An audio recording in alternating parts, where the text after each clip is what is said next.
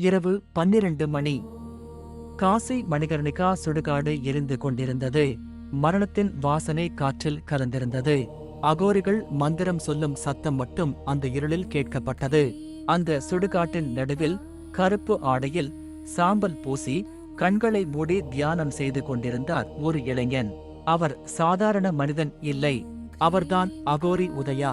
தமிழ்நாட்டில் பிறந்த உதயா சிறு வயதிலிருந்தே ஆன்மீகத்தில் ஆழ்ந்த ஈர்ப்பு கொண்டவர்.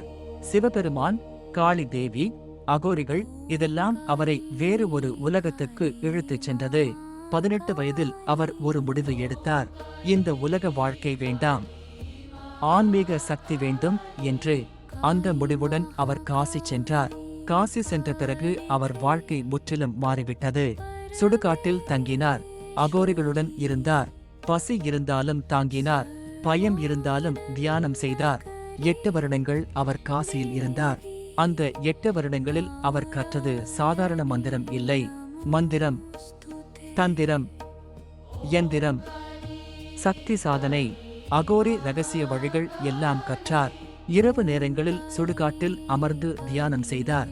மரணத்தை நேராக பார்த்தவர்தான் பயத்தை வெல்ல முடியும் என்று அவர் நம்பினார். அதற்கு பிறகு அவர் பயணம் கேரளாவுக்கு சென்றது. அங்கு பெரிய தந்திர மாந்திரிகர்களிடம் ரகசிய சக்தி வழிகளை கற்றார். பின்னர் அசாம் சென்றார். அங்கு சக்தி உபாசகர்களிடம் தீட்சை பெற்றார். பல ஆண்டுகள் பயிற்சி எடுத்த பிறகு அவர் 16 தீட்சை பெற்றார். அந்த தீட்சைகள் அவரை ஒரு சாதாரண மனிதனாக இல்லை, ஒரு மாந்திரீக மாமன்னனாக மாற்றியது. அவரிடம் வரும் சிஷ்யர்களுக்கு அவர் பயிற்சி கொடுக்க ஆரம்பித்தார். மனதை கட்டுப்படுத்துவது எப்படி, பயம் இல்லாமல் இருப்பது எப்படி, ஆன்மீக சக்தியை உருவாக்குவது எப்படி என்று கற்றுக் கொடுத்தார். பலர் வாழ்க்கையில் மாற்றம் ஏற்பட்டதாக சொன்னார்கள். சிலர் மன அமைதி பெற்றார்கள், சிலர் தைரியம் பெற்றார்கள், சிலர் ஆன்மீக பாதையை கண்டார்கள்.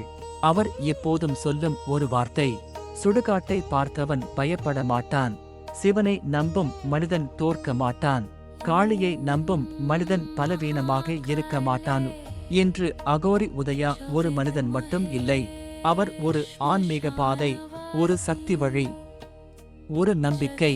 இரவு சுடுகாட்டில் தியானம் செய்து அந்த இளைஞன் இன்று ஆயிரக்கணக்கான மக்களின் மனதில் ஒரு சக்தியாக வாழ்கிறார். அவர்தான் அகோரி உதயா, மாந்திரீக மாமன்னன், அகோரியின் அரசன்.